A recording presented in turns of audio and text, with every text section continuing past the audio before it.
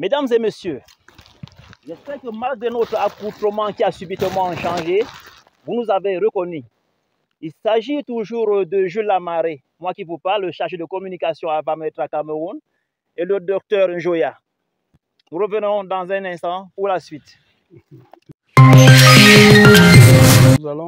Nous allons comme ça nous déporter dans cette savane pour procéder à la recherche dont je venais de vous faire part. Merci.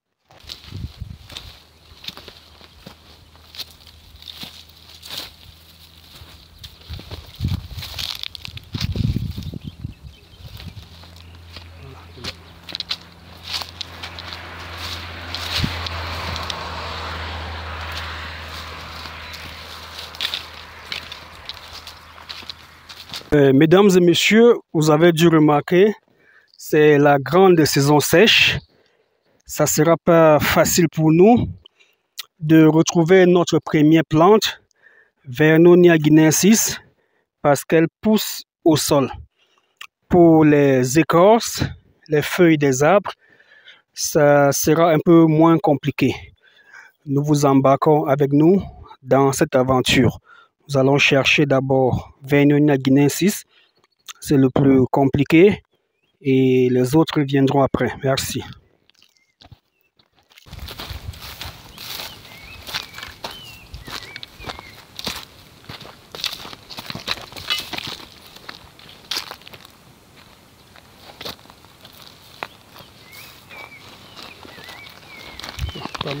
De cet arbre, communément en langue vernaculaire, on l'appelle sapquat, d'accord, poivre de savane, et communément appelé écorce tortue, de par l'aspect de son écorce. Vous voyez, ça ressemble à des écailles. Voilà, le plus important, c'est cette écorce de couleur rougeâtre que nous voyons là. D'accord, on va avoir des difficultés à prélever à cause de cette fourmilière. Donc, on ne va pas se faire piquer. On va laisser tranquille ces insectes et cet arbre et continuer à chercher un autre arbre moins dangereux parce que c'est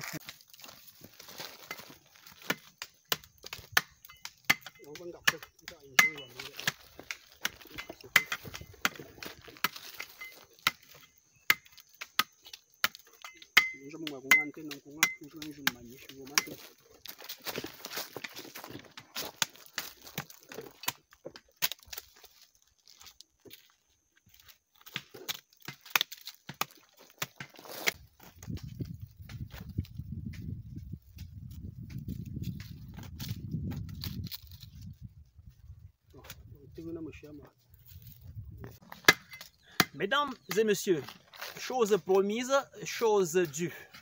Nous sommes présentement sur le terrain avec le docteur Njoya, comme vous pouvez le constater.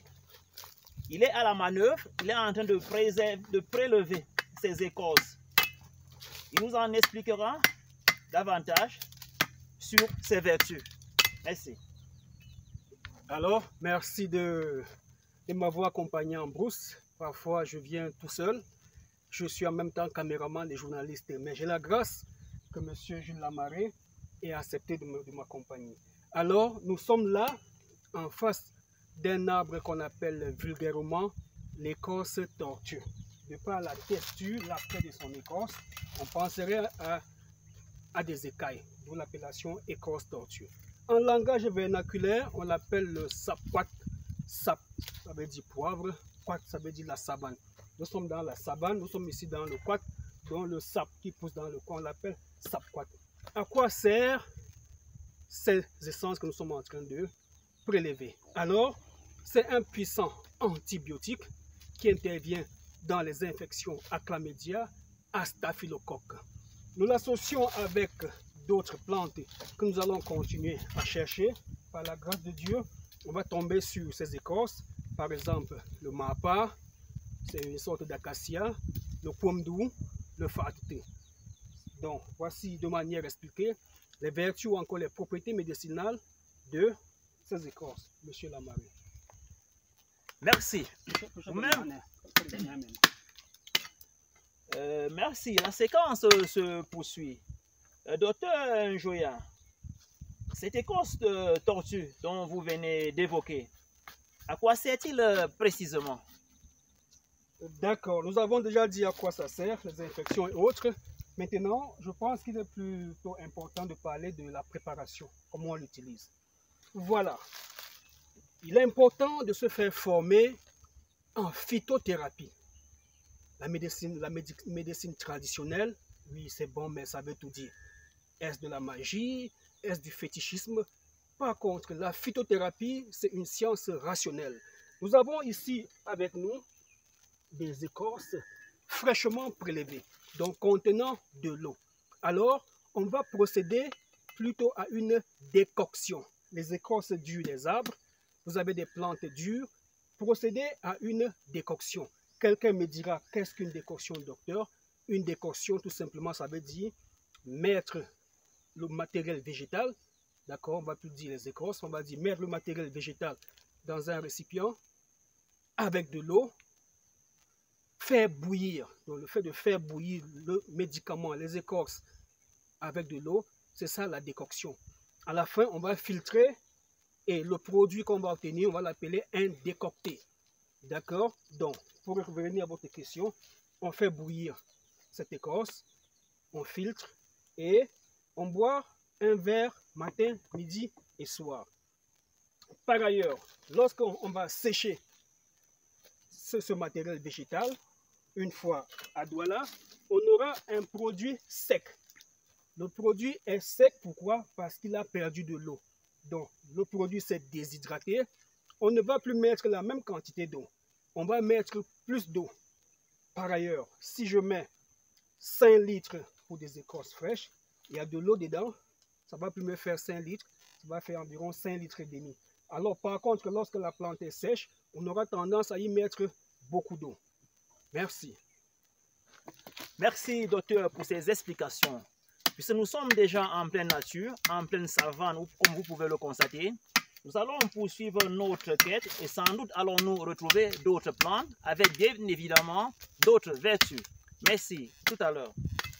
Merci. Et aussi, on parle de plus en plus de la protection de la nature.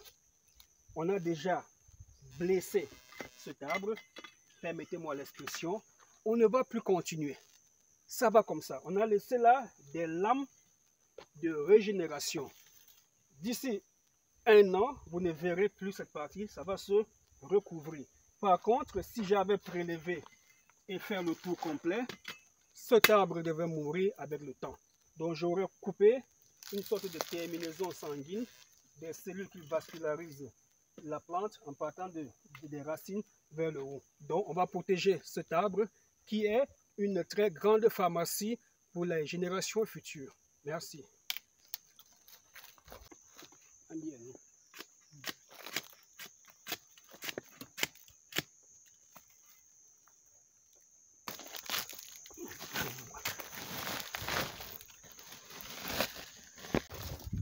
Voilà, ces écorces vont être séchées, écrasées dans les règles de l'art et vont être expédiées aux 4 coins de la planète. Vous êtes aux États-Unis d'Amérique, au Canada, en Europe. N'hésitez pas à nous contacter, pas pour avoir ces écorces, mais pour une consultation, des éclaircissements, afin de profiter aussi du traitement avec les plantes médicinales.